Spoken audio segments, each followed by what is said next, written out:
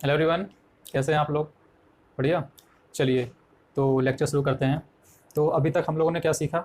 हम लोगों ने सीखा था हम लोगों ने अपने प्रीवियस लेक्चर्स में क्या क्या सीख लिया था? हम लोगों ने अपने प्रीवियस लेक्चर में सीखा था कि पर यूनिट पर face representation of the transformer कैसे ड्रॉ करते हैं। ओके। अब हम आते हैं अपने क्वेश्चन पर। नहीं, क्वेश्चन पर आने से पहले हम कुछ कॉन्सेप्ट सीखते हैं जो हम मैक्सिमम क्वेश्चन में यूज़ करेंगे। क्या है कॉन्सेप्ट? पहले हम मशीन का सीखेंगे, उसके बाद ट्रांसफार्मर का। ओके। तो चलिए पहले मशीन का कॉन्सेप्ट सीखते हैं। कॉन्सेप्ट क्या है? मान लीजिए, चलिए ये एक मशीन है। ये हमने एक मशीन ड्रॉ किया। मशीन का symbol, not machine. Power system में मशीन ड्रॉ करेंगे तो मशीन ड्रॉ ही करते जाएंगे ना। तो ये मशीन का सिंबल है जिसकी पावर रेटिंग आपको दी हुई है 100 MVA एंड वोल्टेज रेटिंग दी हुई है 6.6 kV। वोल्टेज रेटिंग से आपको तुरंत पता लग जाना चाहिए कि ये लाइन वोल्टेज रेटिंग दिया हुआ है। ओके। और इसको क्या आपको और क्या दिया होगा? पर यूनिट वैल्यू। मान लीजिए पर यूनिट वैल्यू 10% गिवन है। ओके। ओके। तो ध्यान दीजिएगा, ये 10% वैल्यू जो हमको पर यूनिट वैल्यू रिएक्टेंस से गिवन है, ये अगर हमको किसी ने दिया हुआ है क्वेश्चन में, तो उसने इसको बेस मानकर ही इसको प्रोवाइड किया होगा।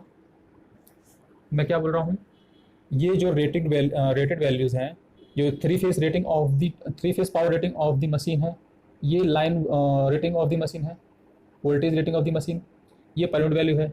तो ये पर यूनिट वैल्यू उसने हमको किस बेस पर दिया होगा? उसने इसको ही बेस वैल्यू मानकर पर यूनिट वैल्यू कैलकुलेट किया होगा। बोलो हाँ। हाँ। तो हम पहले तो ड्रॉ करेंगे इस वैल्यू को बेस मानकर अपनी पर यूनिट वैल्यू। तो पर यूनिट वैल्यू कैसे ड्रॉ होगी? हम यहाँ ड्रॉ करते हैं पर यूनिट वैल्यू सिंपली। ध्यान से देखते रहिएगा।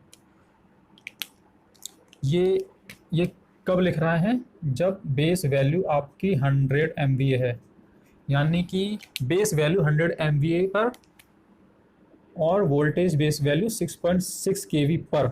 अगर हम पर यूनिट वैल्यू ड्रॉ करेंगे तो पर यूनिट इम्पिडेंस क्या होगा या पर यूनिट रिएक्टेंस क्या होगा? गिवन वैल्यू ही होगी, क्योंकि ये वैल्यू उसने इसके थ्रू ही प्रोवाइड कराई है। इसको बेस मानकर ही ये वैल्यू हमको प्रोवाइड करी है उसने। पर यूनिट वैल्यू तो हम पर यूनिट वैल्यू निकालने के लिए बेस वैल्यू रिक्वायरमेंट होगी ना, तो उसने इसी बेस के लिए जो है इसको बेस एज्यूम करके ये वैल्यू हमको प्रोवाइड की है। बोलो हाँ। हाँ। तो इसका पर यूनिट रिप्रेजेंटेशन सिंपली कैसा होगा? पिछले लेक्चर में हम लोगों ने देखा था per unit representation of the machine. ये हो गया simply per unit representation of the machine. कब? जब इस बेस पर हम लोगों ने सॉल्व किया है। जे 0.1, 10% का मतलब क्या है? जे 0.1 पर यूनिट वैल्यू है। ओके। अच्छा, ये तो सर जब हो गया जब हमने इसको ही बेस मानकर अपना पर यूनिट रिप्रेजेंटेशन किया।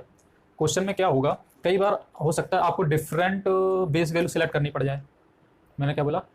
कई बार क्या हो सकता है कि हमको डिफरेंट बेस वैल्यू सेलेक्ट करनी पड़ जाए, उसके बाद पर यूनिट वैल्यू रिप्रेजेंट किया जाए, क्योंकि ये यूनिक वैल्यू तो है नहीं पर यूनिट वैल्यू। ये तो वेरी होता रहेगा हमारे बेस के हिसाब से। बेस वेरी होगा, पर यूनिट वैल्यू वेरी होगा, but actual value can not be very.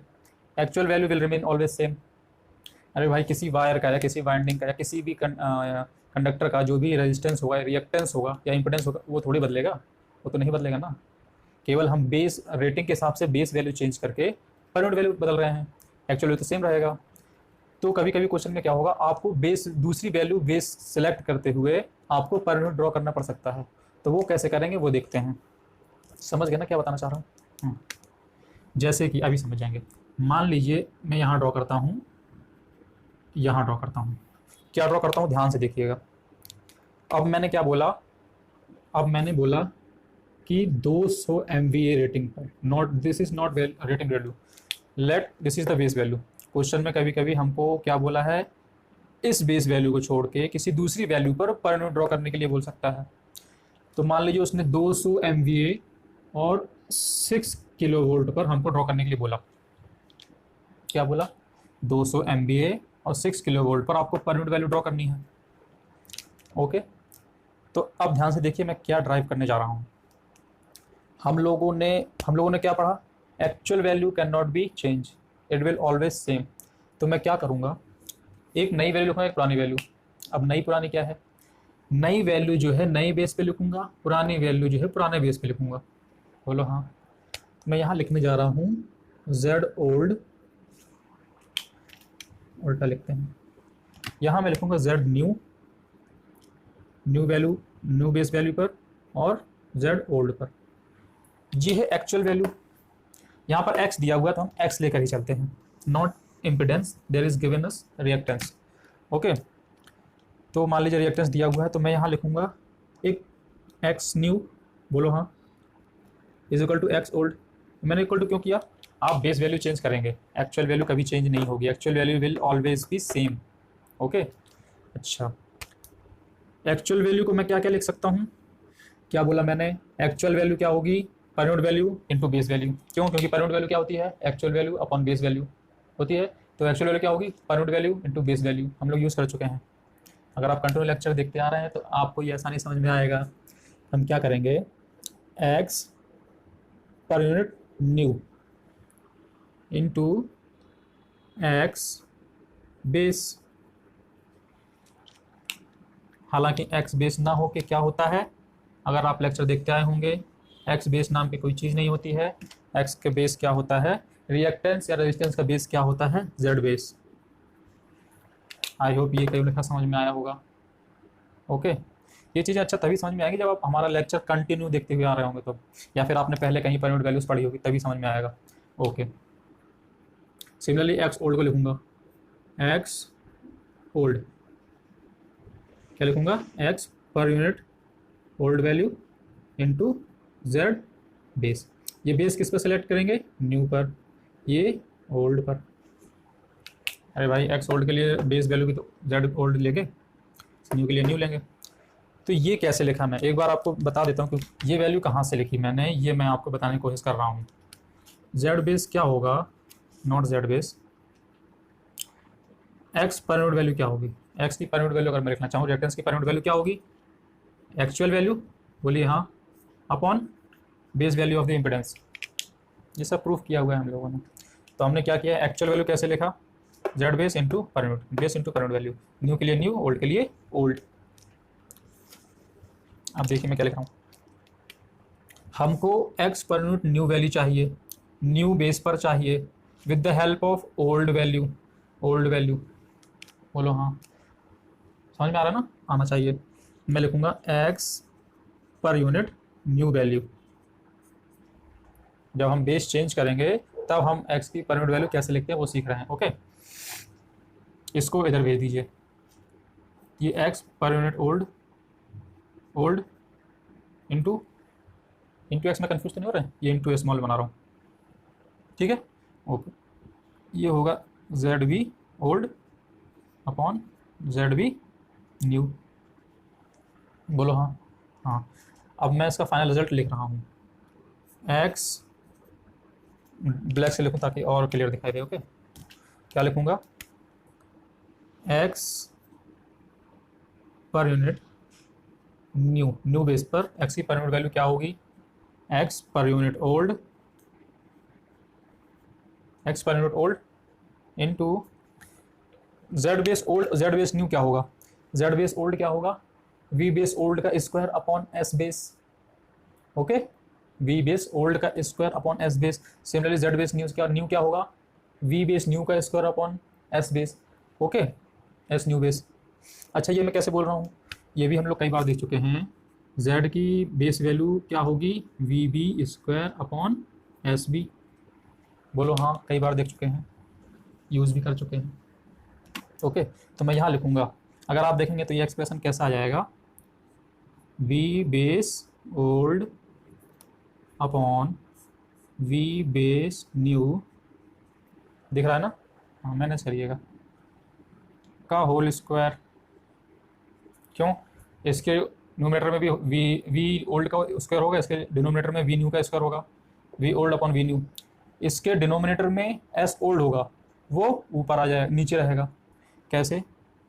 ये होगा S new upon S old. ये हमारा जो रिलेशन आया है, इसी का यूज़ करके हम किसी दूसरी बेस वैल्यू की वजह से पर यूनिट रिप्रेजेंटेशन कर सकते हैं। समझे? तो अब हम इस बेस वैल्यू को यूज़ करके अपना पर यूनिट रिप्रेजेंटेशन करेंगे। रिप्रेजेंटेशन ऐसा ही होगा बट पर यूनिट वैल्यू चेंज हो जाएगी। ओके, समझ रहे हैं? ओके, तो चलिए ड्रॉ करते हैं। मैं यही ड्रॉ करूंगा, सिमिलरली सेम यही ड्रॉ करूंगा, बट पर unit value of the impedance change हो जाएगी। देखिएगा यहाँ क्या लिखूंगा मैं, आपको सोचिए यहाँ मैं क्या लिखूंगा। यहाँ मैं वो लिखूंगा जो इसकी वैल्यू आएगी x per unit new. X per unit new क्या होगी, देखिएगा एक्स पर यूनिट ओल्ड क्या है, ये 0.1 क्या है अपना पर unit old value of the reactance. We base old क्या है, ये है हमारा वी बेस ओल्ड, ठीक है ना।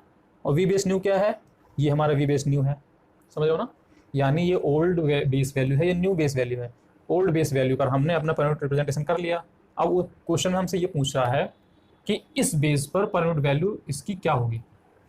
ओके, तो ये नया बेस हो गया ना, तो देखिएगा ये हो गया नया बेस। सिमिलरली पावर बेस क्या होगा, न्यू, ये न्यू बेस होगा, ये होगा ओल्ड, ये ओल्ड वैल्यू, ये न्यू वैल्यू। ये जो पर यूनिट हमको गिवन है ये एक्चुअल इसको बेस को एज्यूम करके गिवन है। अब हम लिखेंगे इसको यूज़ करके। तो हम, आप क्या करिएगा, आपको एक काम दे रहा हूँ, यहाँ पर 0.1 पुट करिएगा, वी बी ओल्ड में 6.6 के पुट करिएगा, वी बी न्यू में 6 के पुट करिएगा, उसका होल स्क्वायर करिएगा, और न्यू में 200 MVA डालिएगा, यहाँ पे 100 MVA, और सॉल्व करिएगा, ठीक है ना। तो यहाँ पे आपको जो रिजल्ट मिलेगा वो रिजल्ट आपको यहाँ पे मिलने वाला है। तो ये वैल्यू आप जब इसके अंदर पुट करेंगे तो यहाँ पे रिजल्ट आपको मिलने वाला है 0.24। ब्लू से लिखूँ क्या, 0.24। ये वैल्यू कहाँ से लिखी मैंने, ये समझना ज़रूरी है। कल को आपको बोल देगा 600 MVA और 66 kV पर आप पर यूनिट रिप्रेजेंटेशन करो, क्योंकि हमारे ट्रांसमिशन लाइन में काफ़ी सारे मशीन्स होती है ना। मशीन लगा हुआ है, मान लीजिए जनरेटर लगा हुआ है, फिर ट्रांसफार्मर लगा हुआ है, फिर एक और ट्रांसफार्मर, फिर मान लीजिए लोड लगा हुआ है। तो सबकी बेस वैल्यू अलग अलग होगी ना, लेकिन हम कैलकुलेशन तो किसी एक ही बेस वैल्यू को सिलेक्ट करके करेंगे। क्या समझे, हम सिलेक्शन किसी एक ही वैल्यू बेस वैल्यू सिलेक्ट करेंगे, उसकी हेल्प से ही हम लोग सारी कैलकुलेशन करते जाएंगे। तो ये कॉन्सेप्ट समझना ज़रूरी है कि ये कहाँ से लिखा। तो ये फॉर्मूला आपको याद होना चाहिए, कुछ नहीं है, एक्चुअल वैल्यू सेम होगा। एक्चुअल वैल्यू क्या होगा, पर unit value into base value, पर unit value into base value. Old है तो ओल्ड, न्यू है तो न्यू, दोनों बराबर कर दिया और क्रॉस मल्टीप्लाई करा के ये रिलेशन आ गया। याद रखना ही बहुत आसान है, ओके ना। अच्छा, अब मैं इसको रफ कर दूं, ओके, क्योंकि मैं अब यहाँ पर इसकी पर फेस इक्विवेलेंट ड्रॉ करने जाऊँगा। पर फेस में क्या, फेस ए पर फेस रिप्रेजेंट करूँगा तो इसकी एक्चुअल वैल्यू फाइंड आउट करनी पड़ेगी। ये तो पर यूनिट वैल्यू दिया ना, इसकी एक्चुअल वैल्यू फाइंड आउट करनी है, तब हम रिप्रेजेंट कर पाएंगे। तो मैं इसको यहाँ से कर रहा हूँ रफ, ध्यान से देखते जाइए, कॉन्सेप्ट सही चल रहा है, मतलब अच्छा कॉन्सेप्ट चल रहा है। इसको लिख लेने देता हूँ आपको, ठीक है ना। इसका मैं अब यहाँ पर, यानी यहाँ पर रिप्रेजेंट करने वाला हूँ इसका पर फेस इक्विवेलेंट सर्किट। तो ध्यान से देखिएगा, पर फेस इक्विवेलेंट सर्किट भी देखने में तो ऐसा ही होगा। एक फेस ड्रॉ कर दिया भाई, मान लीजिए ए और एन, ए न्यूट्रल के बीच में एक फेस हमने ड्रॉ कर दिया, बोलो हाँ। हाँ, अब जो पर फेस में जो रिएक्टेंस होगा वो एक्चुअल वैल्यू होगी कि पर यूनिट वैल्यू होगी, पर यूनिट वैल्यू। तो हम पर फेस को बेस की हेल्प से डिराइव करके लिखते हैं, बोलो हाँ। लेकिन ये तो एक्चुअल वैल्यू होगी ना, यहाँ पर इसकी एक्चुअल वैल्यू होगी, लेकिन सर हमको तो पर यूनिट वैल्यू गिवन दी है, पर यूनिट वैल्यू गिवन है, हमको निकालना है एक्चुअल वैल्यू। तो एक्चुअल वैल्यू कैसे आएगी आप बताइए। सिंपली जो हमने अभी यहाँ पर यूज़ किया है, क्या यूज़ किया हमने, एक बार और लिख देता हूँ, बार बार लिखता हूँ आप लोगों के लिए ताकि दिमाग में छप जाए। क्या लिखता हूँ, क्या लिखूँगा, एक्चुअल वैल्यू। तो पहले देखते हैं, हम लोग इम्पीडेंस लिख रहे हैं ना, चलिए। तो हम लोग क्या देखते हैं, Z देखते हैं कि Z की पर यूनिट वैल्यू क्या होती है। Z पर यूनिट वैल्यू क्या होगी, Z actual upon Z base, कई बार देख चुके हैं।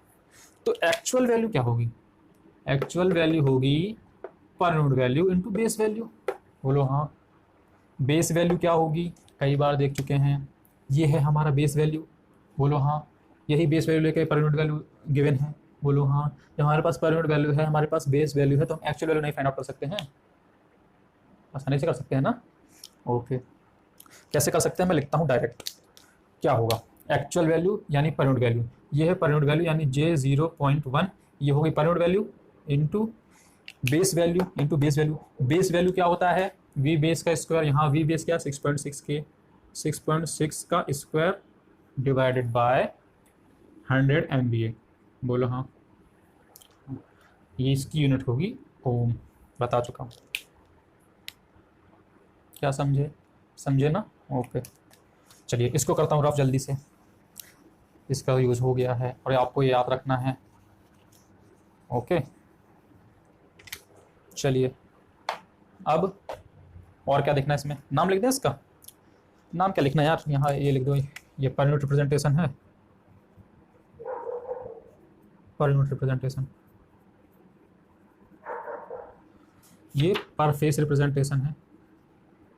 बोलो हाँ, पर फेस रिप्रेजेंटेशन,